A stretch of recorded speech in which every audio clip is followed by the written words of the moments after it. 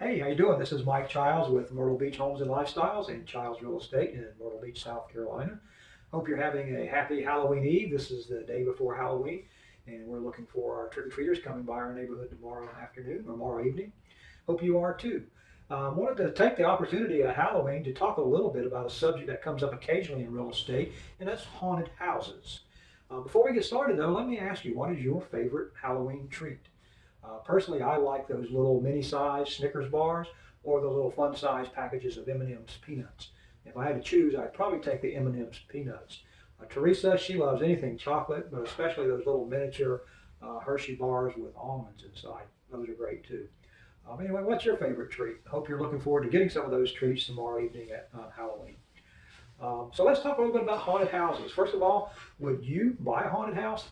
Personally, I wouldn't go anywhere near a haunted house, but some people actually seek them out. There was a case in Illinois just last year where, is it Illinois or Illinois? Illinois.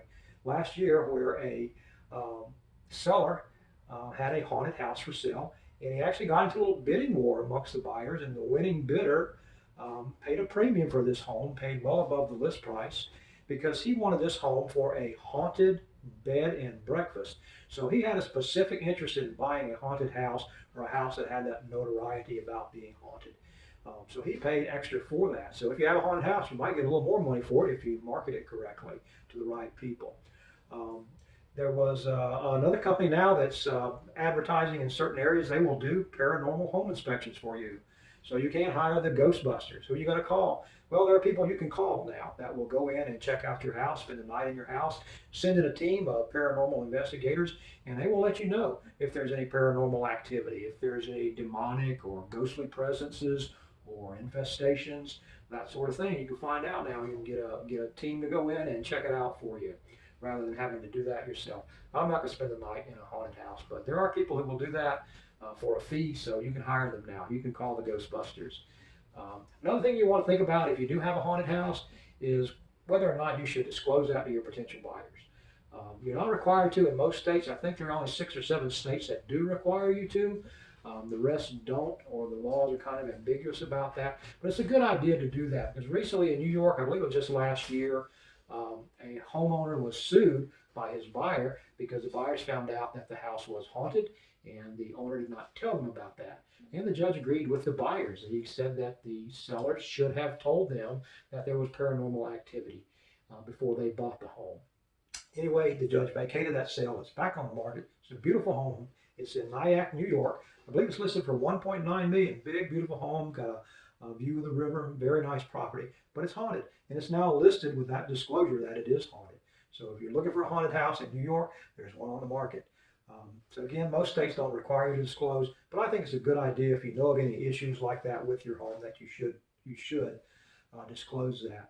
Because just because it's not required by law for a homeowner to tell people about these things, that won't stop them from suing you like this homeowner in New York found out. So disclose if you're selling a home. If you're buying a home, you want to ask. Okay, if you ask a direct question, the homeowner is required to give you an honest answer. And it's best to ask those questions in writing and get the answers in writing.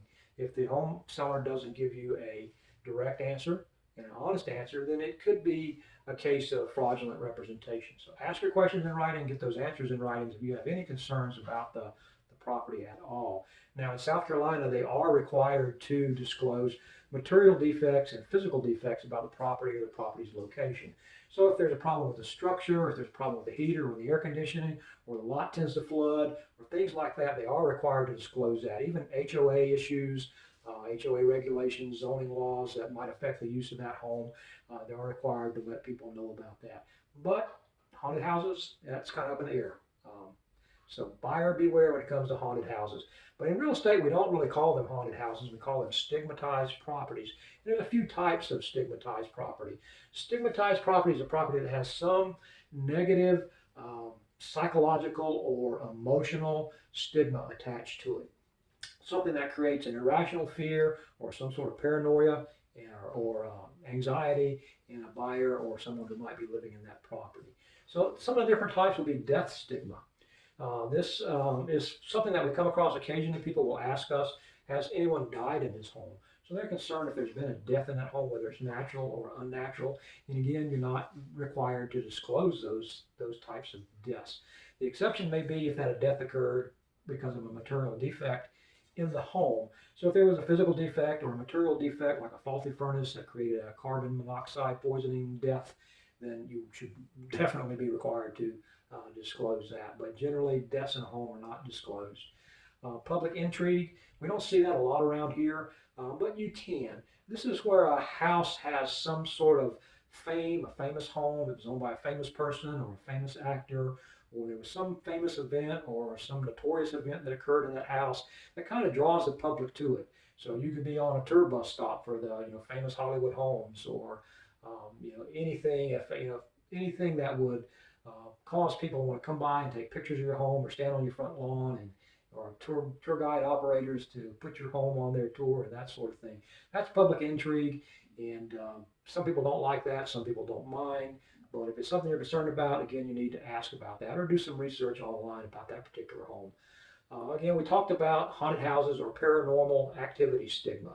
And again, that is just anything that's associated with ghosts or demonic possessions or poltergeists or those sorts of things. I'm not a paranormal professional, so I don't know all of the different entities and ins and outs of paranormal possession, but they're not required to disclose it. So again, that's something you need to ask about. Or like we said earlier, you can get a paranormal investigation done on the property.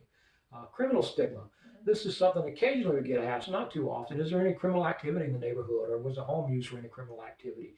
Again, we're not required to disclose that, or the homeowner is not required to disclose that, but it's a good idea to do that. And home buyers can do research, a lot of research online now about criminal activity in various neighborhoods and that sort of thing. But again, if you're a home seller and you know some issues, you probably ought to disclose those just to be safe from getting sued later on. And there are a few others. Anything, like we said, that could cause an irrational fear or paranormal or anxiety in someone who lives in that home. That could be a Bigfoot sighting, sex offenders nearby. That's something that buyers are required to check themselves. Homeowners are not required to tell you. There's sex offender registry lists that you can go online and look up. UFO sightings, UFO abductions, anything that creates that unusual psychological or emotional fear in a person. Aren't required to be disclosed, but probably should be. For the most part, it's buyer beware. So be sure and ask. If you have a concern, ask the owner directly, ask him specifically, ask in writing, and get your answers in writing just to be safe down the road. So that's about it for haunted houses. Again, would you buy a haunted house? Personally, I wouldn't go near one, but that's me. Maybe you would. Some people actually do seek them out, as we talked about that house in Illinois earlier. But anyway, I wouldn't buy a haunted house. You wouldn't either, but you wouldn't know it unless you ask about it. So be sure and ask. So that's it. Hope you have a very happy Halloween. It's trick or treat tomorrow evening. We're looking forward to that. Hope you are too, and you get some of the treats that you want. If you have any questions about real estate or just about living in the Myrtle Beach or Grand Strand area, be sure to reach out. You can call me, you can text me, you can message me through Facebook. I'll be glad to answer any of your questions as best as I can. If I don't know the answers, I probably know people who do, or I can get those answers for you.